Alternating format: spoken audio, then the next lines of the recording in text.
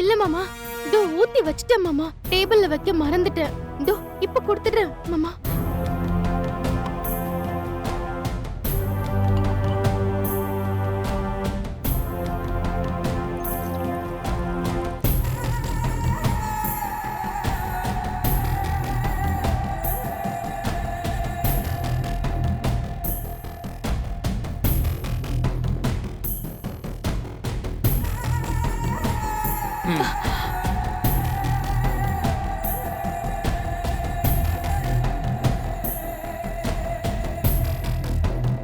அக்கா, நான் ரொம்ப பேசுறேன்னு உங்களை என்கிட்ட பேச வேண்டான்னு மாமா சொல்லிருக்காரு.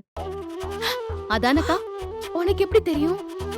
தெரியுமேக்கா, ஒரு பொண்ணு யோசிக்கவே கூடாது.